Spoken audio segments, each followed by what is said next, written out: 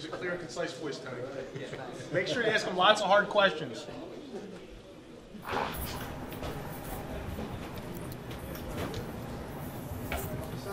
See how many people we have in this group.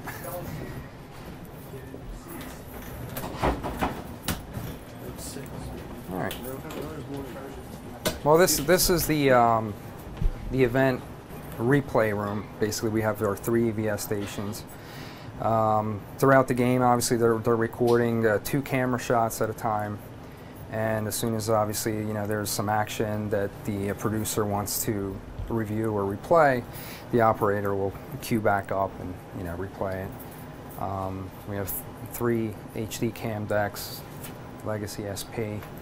Our VTR3 is what we use for our melts. It's actually wrapped with Dolby. This way we can record program with both stereo channels and then Dolby encoded signal on our channels 3 and 4. And recently we've added, right behind you, we've added a X-Files server.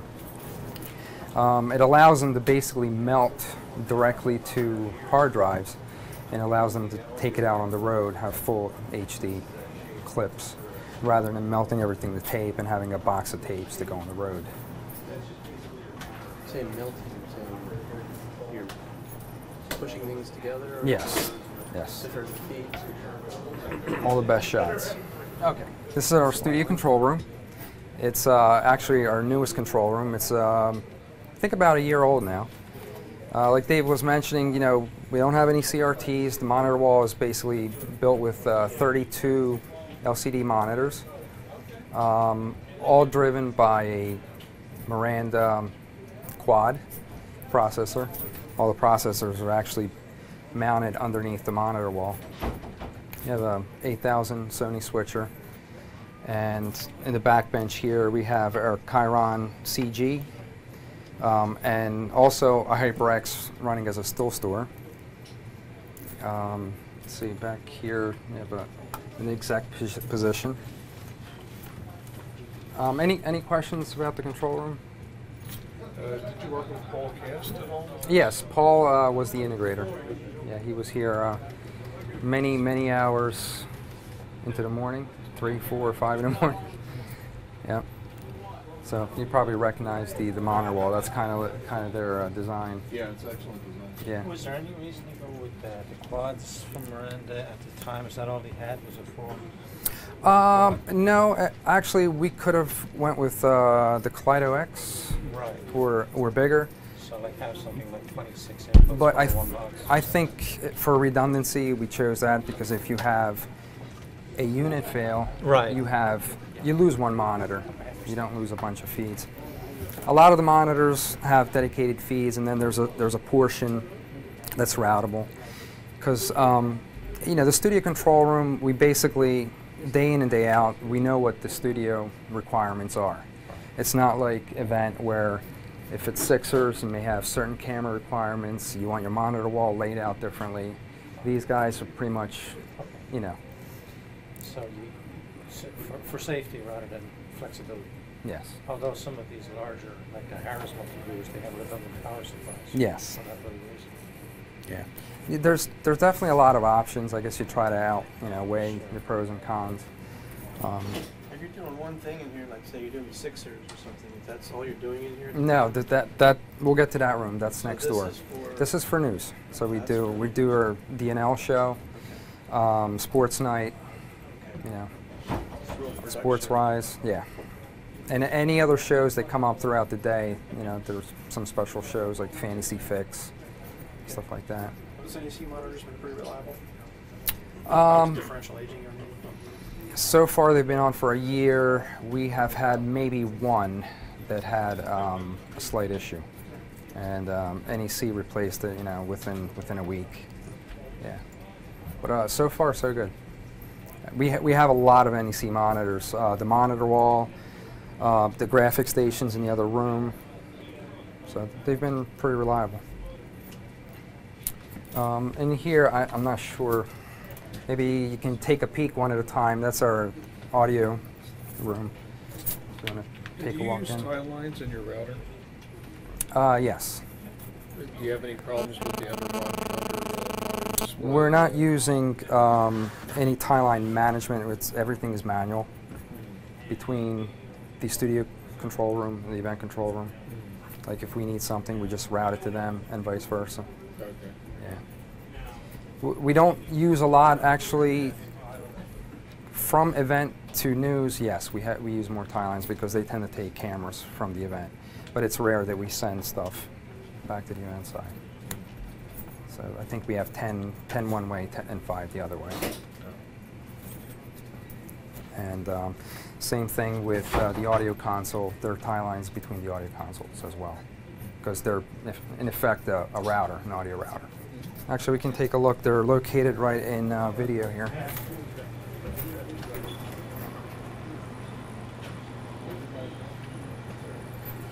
I'm sorry, it's the Alto. Yeah, a lot of different names. So you got the quad for the monitor wall, and the Altos are the 10 input. So if we can step in here.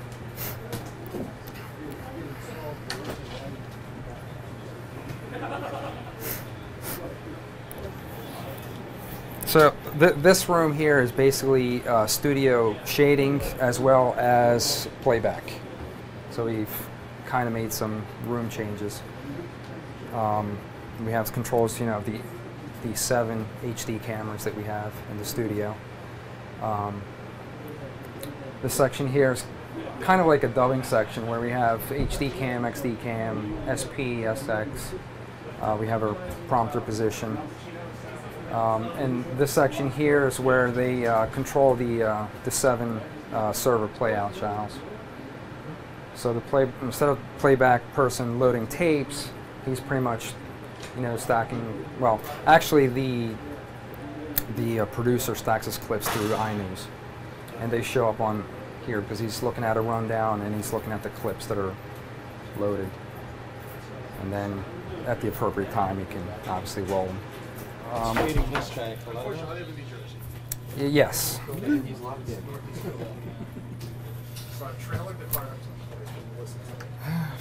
I believe they're all Altos. I don't think we actually have a Kaleido.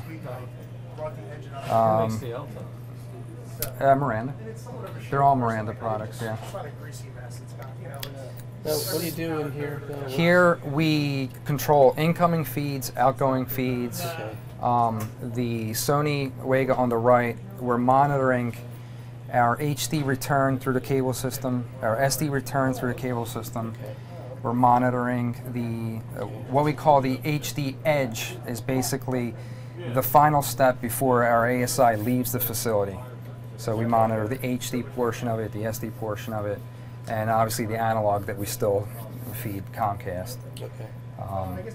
And then we have a BTSC return, which is something that is coming back from the spectrum that kind of gives us confidence knowing that our signal is hitting our fiber racks in the spectrum. Always good to know. Yeah, and we have a CompuSat that we use to tune all our receivers, steers our satellite antennas. Okay. We have Avcom, which we use for an online, you know, spectrum analyzer. It's just a 1 rack unit box. Okay. Feed, you know, RF So into it. the real low level in-outs of the entire Yes. feeds in and out, and also Right. the satellites. I mean, it's all, you know, it's our QC. So any feed that comes in, you know, we can QC it, and do our appropriate adjustments. Because now you're not only dealing with, you know, correcting bars and tone, but you're looking at aspect. It could be a 720 feed, 720p feed. You gotta make sure you bring it up to 1080i, which gets tricky because monitors will display it. Well, and if you don't notice that it says 720p, your switcher will freak out, you know. We have that. Yeah. We put in that. So you find out the hard way. Okay. But it's nice because you're not sitting in a room that's at 60 degrees all the time. You know, I mean, your hands go numb in that room. This room here is event shading. This is where we control basically all the event cameras that are used for live games, Flyers, Sixers, Phillies. We have our SMPTE patch panel. All the SMPTE connections throughout the Wachovia Center show up at this point here. as well as all the SMPTE connections at the ballpark, Citizens Bank Park, show up at that panel, as well as feeds up to the studio. And you can see our retired Tri-X patch panel up there. And then we have a bunch of telecast products that basically interconnect us to the ballpark as well to the interconnect room as far as getting fiber connectivity. And we still have our HD CRTs for event, or a balcony, whatever you want to call it. They're required to wear a safety harness. After the event. Yeah, exactly. You don't want to be the event. Yeah. Get some irate fans up there. I'll tell you, you go up the upper seats and you need to climb your gear. Oh yeah. Yeah, the mezzanine level in this building is not exactly a mezzanine level. It seems much higher. I was here for a concert and decided I'll never come back again. Is that for patch panel? Those are regular patch cords. These are just jumpers. Those are jumpers. Yeah, just video jumpers. Yeah, we've slowly gotten away from that style patch panel. Ever since we built HD, we went with high density, patch panels. What kind of a... It's an ADC. It's a one rack unit. It's 64 connections, 32 each row. Okay. Yeah. So it uses a smaller patch cord. I mean, we literally have 3 jack fields left that use these patch cords. So is it BNC like that, or is On the back, it's BNC. Obviously, in the front, it's just regular patch.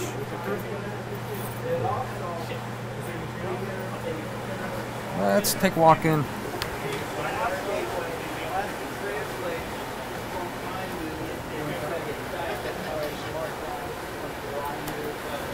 Nice and cool in here. We'll,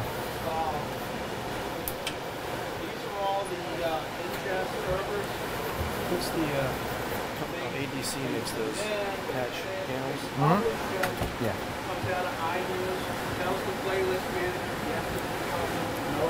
They work pretty well. I've always wondered about them. But in our facility, we don't do this kind of stuff. We're just developing equipment. Right. We've thought about that kind of a panel. ADC has been very reliable as far as patch panels go. Yeah.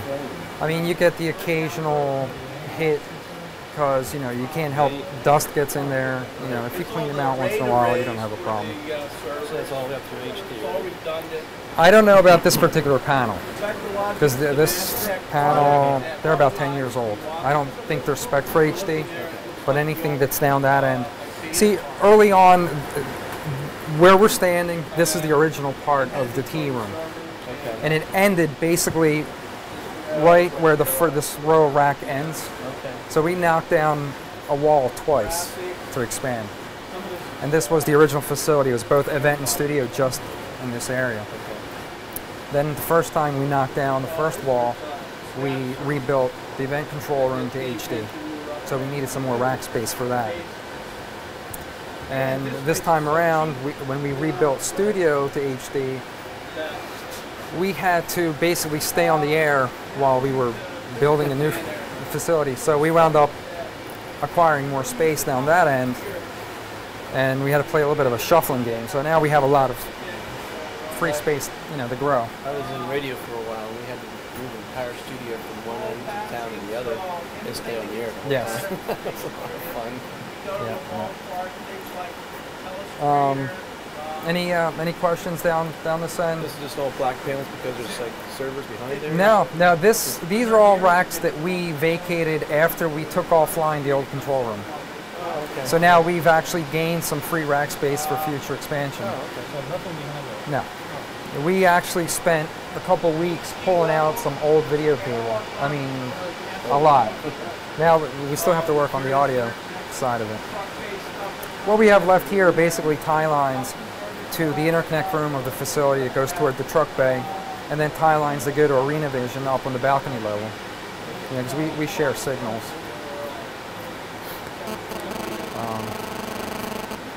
Down here we have, we use an Evertz L-band router to basically route L-band from any of the satellite dishes on the roof to any receiver. Actually, this is just a control panel. Evertz has a card-based system now, which is really nice. And we use Avcom as a remote spectrum analyzer. We have 4 HD Camberg receivers. Actually, they're HD, SD, and ASI receivers. They do pretty much anything.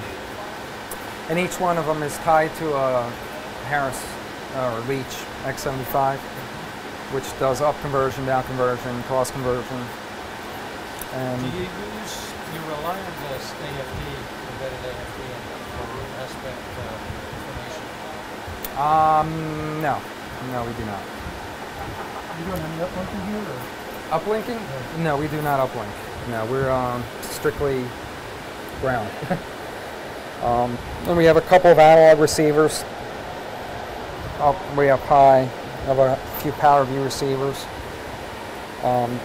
One we used to use strictly for CNN, but they went to, we used basically Pathfire for delivery. Everything's delivered directly to server. And we have some other PowerView receivers just for our sister stations like Chicago, SportsNet New York, Sacramento.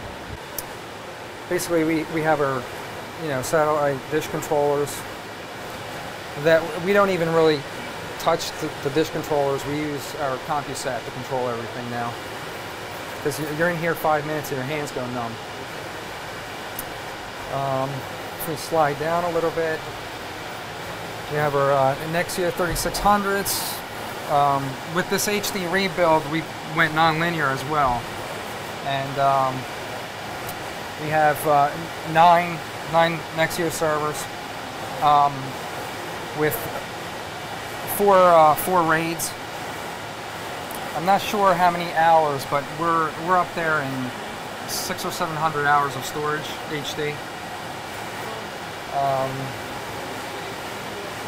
Everything that's ingested or edited upstairs, the system creates a low-res version of it, so that yes, they can browse. Yep. So there's some stations upstairs where they can just browse the content. Like talent can go and browse the clips as they're writing their story. And then everything is tied in with iNews as well. So when they're writing the story, it's tied in. The producer can stack the clips, during the show. Or if there's something that needs to be killed, you can cancel the clip.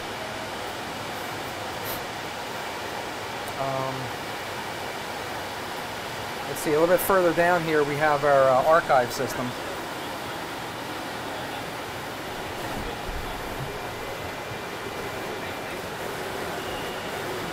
We have Mastec is basically the company that we went with for archiving, and we can ingest off SX, and it goes through. I think the system's called Mass Ingest, as well as ingesting or archiving material directly off of Harris. So they have basically an FTP application running on one of our, I think, server number 6.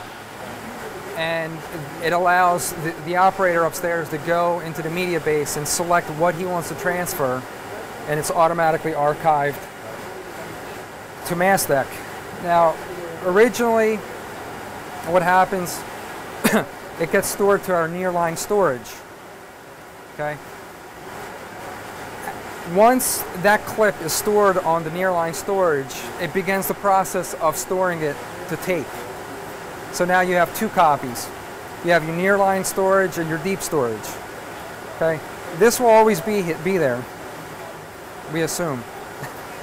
Nearline storage, it maintains 70–75%.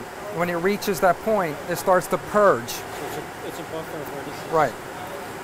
It gives them a few months, because if they want something quickly, they know that it's still there. They can quickly retrieve it.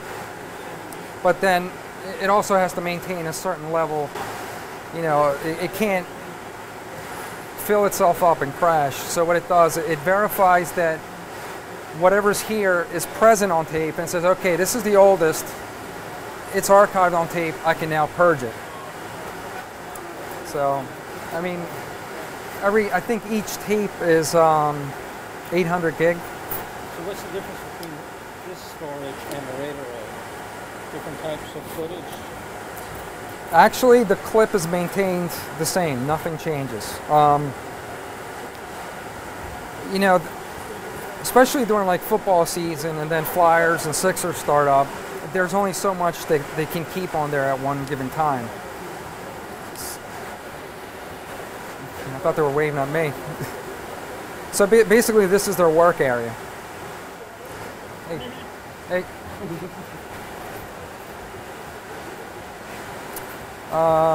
Any questions so far? Everything good? Okay.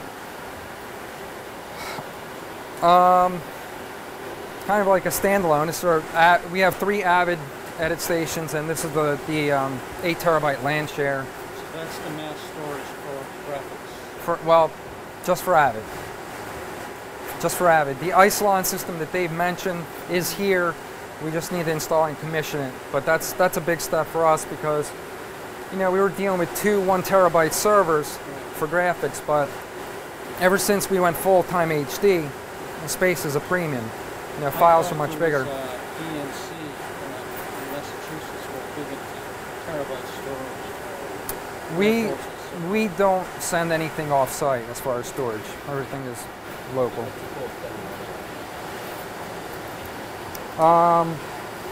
In the last rack here, we have Verizon's fiber, Vivx. All the feeds that come in go through an up-conversion process. So we basically digitize. It's like a 3-step process. We digitize the analog coming in, we embed the audio, and then we up-convert it to HD. This way, from this point on, it's traveling through the facility HD. That's 5.1 audio? No, that's just standard audio. What we do, we keep stereo audio on channels 1 and 2 and 3 and 4. This way, it maintains for both SD customers and HD customers. We have a couple 270 circuits. We actually we feed. We do a lot of games that we produce for CW on like Saturdays and Sundays for the Phillies, and you know, we feed our game out to them over a 270 line. Let's see what else. This section right here is basically our part of the event control room. See a lot of the original Sony up converters that we put in when we rebuilt the event room. We have an analog router that we use for basically the monitor wall, as well as routing feeds to the ballpark. Yeah, we route both HD signals and analog signals to the ballpark, as well as receiving.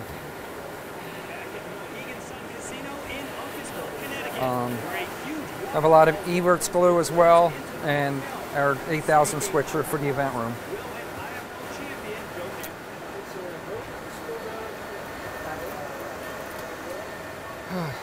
It's getting cold. Over here we have our 2 Tandberg encoders, SD and HD, as well as we have an ASI router that we use to route ASI signals outbound or incoming. So if we have an ASI signal coming into us, it'll go through this router. We route it to one of our Tandberg receivers. It'll decode the ASI stream for us. So you use ASI a lot instead of just the raw feed type. I'm sorry?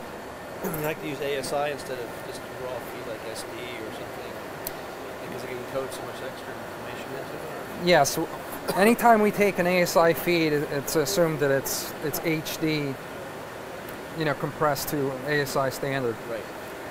Now, ASI's bit rate, I believe, is 19.4 that we're transporting. HD, full HD is 1.5 gig. Much higher, you know, bit rate. Right. Here we have all the fiber interconnect from the Eagle Stadium to our truck bay, 72 count to the ballpark, Interconnect room, 72 count to the Spectrum, 24 count to our Avid tech section, 72 count to the Ingest room upstairs. That's fiber there, right? Yes, all single mode fiber, except for Avid, I believe is multi-mode. It's used for, you know, data. And we have a bunch of, I always say ADC, but they're C-Core frames. I believe C-Core bought out ADC a while back. And they're the fiber frames that we use to connect to the link, to the Phillies ballpark, and the Spectrum. And the top frame actually feeds Comcast at the Columbus Boulevard section. Getting colder by the minute. Oh, yeah. This final section here is the newest section of the room. It's basically our studio control room. Can you guys want to slide down a little bit? Maybe those guys want to get out. I don't know. We're pushing them back. All right, I'll go in the middle here. I'll start from the end. The end is basically our, what we call the B system. It's our master control servers. Everything that they air, from, you know, commercials to infomercials, or feeds they record, go to those 4 servers. We also have 4 RAIDs. They're configured in a way where the 2 sets of RAIDs are mirroring the other 2 sets of RAIDs. I mean, it's our air, so I'm going to be a little extra cautious. We have our Bti Server, which provides the scores on the 4s, you know, the score updates and all that. The blue and the red are 2 HyperXs. The one HyperX works with the Bti Server to bring up the graphic, and then Bti fills in the scores. The other HyperXs use a logo motion, you know, for animated swipes and Your stuff. animation is done somewhere else in the little segments. Little logos Right. that can fly in. Flow through. You just have them on server and pop Right. them up. Correct. We have our master control switcher, which is the switcher is basically in a frame the same as a router. So we have a 32 by 32 router and then a switcher card. So we don't have like a separate switcher and a separate router. The switcher now is down to 1 card. What else do we have? And we have our closed captioning encoder, so obviously that's something that we have to have. We have the master control automation, we have the air client, the media client, as well as 2 device servers. We have our Atom intercom system and a trunking system that connects the 2 Atoms together. Because the facility is kind of designed like 2 separate islands, where studio is its own facility, event is its own facility, and then we have tie lines in between. Kind of give you ultimate redundancy. Right.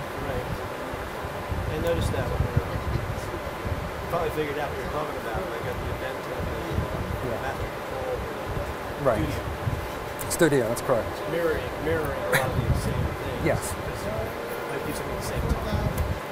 Well, when we were rebuilding studio control room, we actually moved studio production into the event control room. So it wasn't as easy as you would think, because we weren't HD yet in there. So we had to make a lot of changes, but it worked out very well.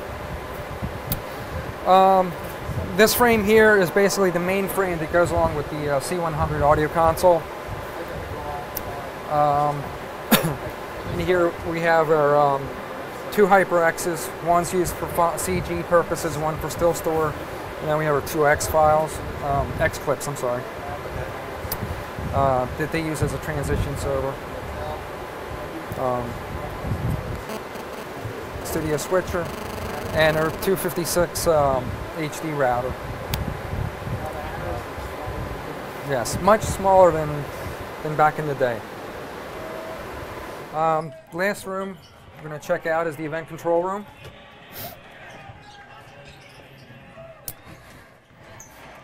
Dave mentioned earlier, you know, the look, you can tell that it's a few years older than the other control room, just because of this. LCD screens.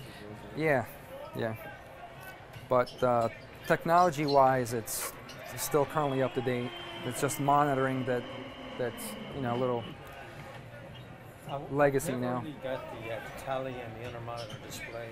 The tally goes red to alarm what? That source is air. If a camera shot is on air, that goes red. What are the UMDs? What are the indications? Well, see, there's two things. One, it'll turn red to tell you that it's on air. But the system, the tally display system, is more complex than just giving you a red or green signal. You can actually program it to give it names. Because, as you can see, during a game here, we could have, we could do up to 20 cameras. And there are times that they will do 20 cameras. Even though we only have, in-house, I believe we have only 10 cameras. But they take camera feeds from, you know, visiting teams, trucks. But then you have, you know, your switcher DME channels, your MEs. You have your graphics, your scorebug. You know, there's a bunch of different sources, and it helps them identify quickly, you know, what they're looking at. And same thing with replay, like all the EVS channels. Each EVS has 2 channels. Each one of them will show up in the monitor wall. Was that information embedded in the video stream? Or is it sent separately? Yes, I believe the way the tally system works, it actually, they say it sniffs the stream, the router stream, when the signal is, because we actually use coax to these router panels.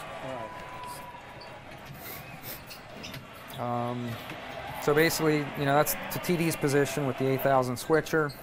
You have a director, producer. Are these analog-looking sliders, do they just basically fade from one shot to the other? Yes, yes. They fade. They. It depends. Different effects. Yes, they can do different effects. There could be a cut. But it physically has to be done by hand, is that it? No, actually, they can use a button. I mean, these are totally programmable now. The one nice thing about this Sony switcher, each little section is a cluster that you can unplug while the switcher is up and running.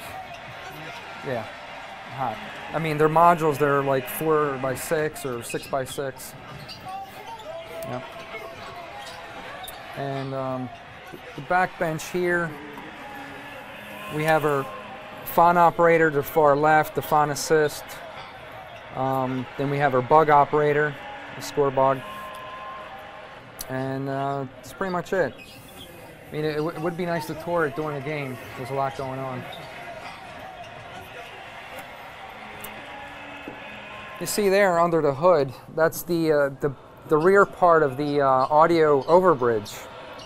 And you know,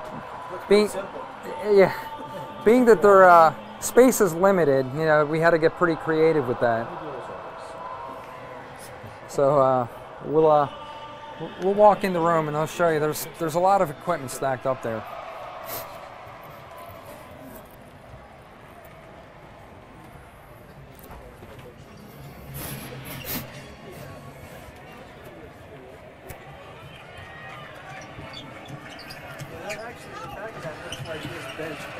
This bench? Yeah, it's a big we call it magnetic wood for all equipment and cables. Nice. Nice. Well, this is basically where all the 5.1 surround sound audio happens during the games, and you can actually hear it. I kind of wish Mike Giacalone is our, you know, audio engineer. He is freelance, but he had a huge part in this, and I wish he was here to, you know, give you a little bit more of a demo. But like Dave was saying, this console is connected to the ballpark using a stage box. Stage box basically has mic preamps. All the microphones at the ballpark plug into that stage box, and signals are carried over here via fiber. And we can actually have gain controls locally. Hi. Hello? We're the last ones. You guys can come in. I want to see professionals at work. Well, these are the guys that, you know, control everything that goes out.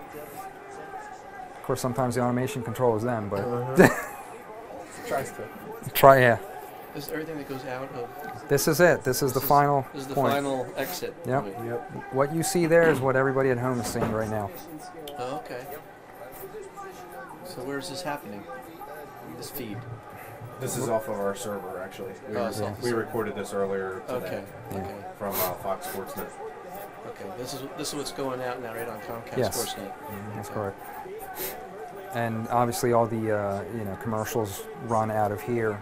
Okay. Certain, you know, cable head-ins do local insertion as well, so sometimes you may not see, you know, they'll Yes, break away. Right, sure. Yeah, network commercial, and then they give them the local feed. Right. Yeah. So basically, we have, you know, as you see right now, the VS212 is red. That's air, and then VS222 is backup. They're mirroring. There's two running exactly at the same time. So if something happens to 212, the automation will automatically switch to the backup server. Okay.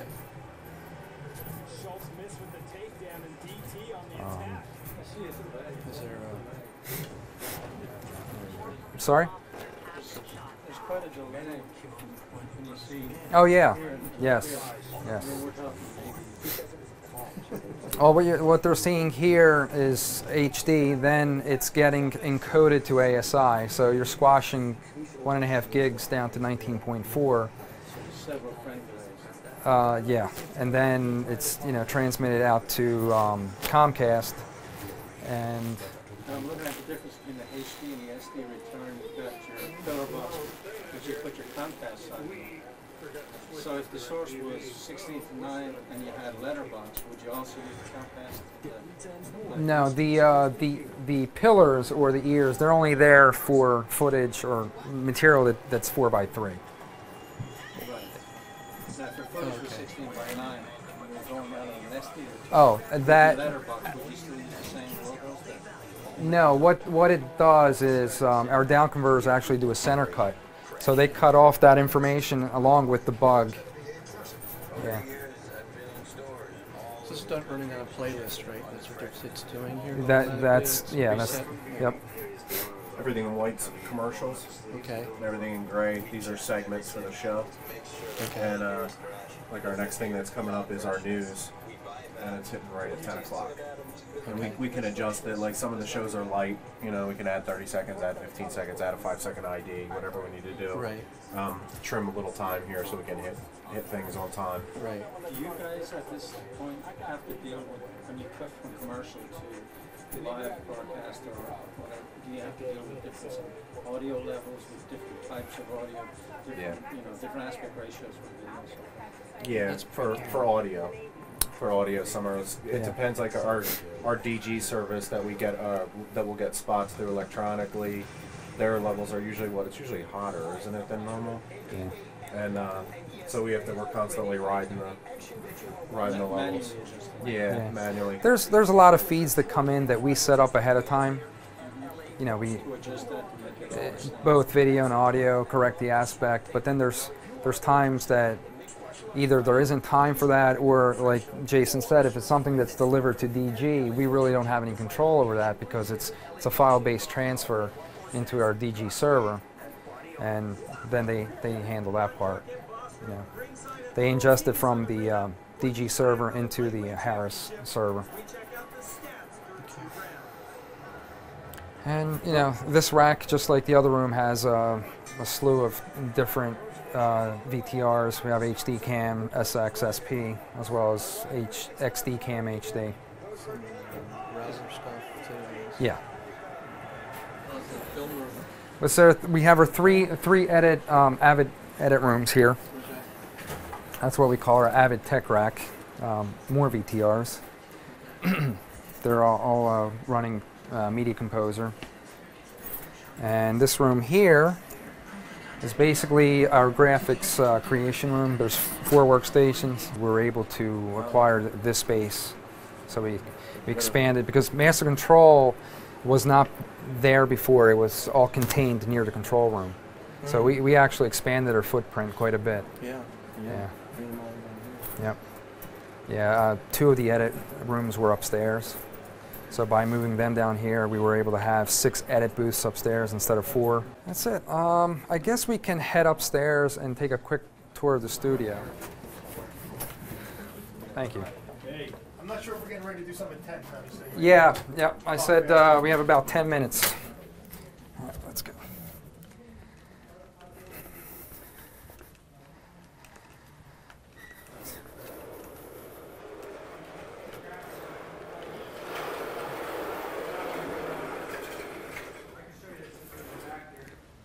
All right, well, this is where it all happens. We have our post-game set and our new set on this other side here. Between the two, we have, I believe, 26 monitors, all of which we're feeding Component HD. We have basically 4 computers for each set that are outputting Component HD for the animations. And we also have HD signals that are fed via router from the studio control room to the studio over fiber, obviously. And everything goes through a. Those are monitors there? Yes, they're actually plasmas. Add fill for the background. Yes. And all kinds of color. Have Yep. you found them to be sufficiently bright enough, and have you been able to match them to whatever, what are you using, 3200 lights? Yeah, the plasmas, this particular model is, I guess, a Pro line. It has a lot of adjustments, a lot more than you would see in a traditional consumer. They're Panasonic, believe it or not. We have, I believe, 50 or 50. They're 50-inch in the background. The verticals are 42. The front monitors here are 37. And then we have some 19-inch monitors in the vertical section there. And then this section here, we have 2 42s on a sliding track, so that one actually slides left. It feels cool in here. Studios are known to be warm. The lights It's probably because, well, all the lights aren't on yet, and the lights have been off for a while. But when these guys are actually doing their stuff, it's It probably gets warmer. Yeah. I mean, like I said, the lights have been off probably for an hour or so. It's like cooled down, but it's going to get warmer. One of the things Dave mentioned to us when I was in here a minute ago was the LED lighting you have behind Yes, they change color. That's pretty interesting. Yeah. You can dial in the color. Yeah, it's you can actually do your mixing to change. matching. Yep, color matching, right? Pretty cool. And that set down there is where we do DNL. That's kind of like our flagship show. Just art back there. It's made to look fuzzy so that it just gives you that Yeah, feel. don't tell anybody. Yeah. Yeah, it is actually art, and It's just art and it just sort of give you that illusion. at that a it's certain all glance, connected. yes, it looks Okay. like it's That's coming to life. That's what it's all about. Yeah, Show. television is magic, right? That's right. This is the DNL set, Daily News Live. It's a show that goes okay. from 5 to 6:30. Okay. This set, believe it or not, was down in that corner. So when we did this project, they actually put this set on skateboards, if you want to call them that, and actually slid it over. Did some slight modifications, to fit, but pretty much it's intact. Well, we watched. They watch the Comcast stuff sometimes there where we are. Mhm. Got a huge screen. It's in a different. Break the white. Without the black light, all those backdrops, the blue and orange wouldn't pop the way it does. So.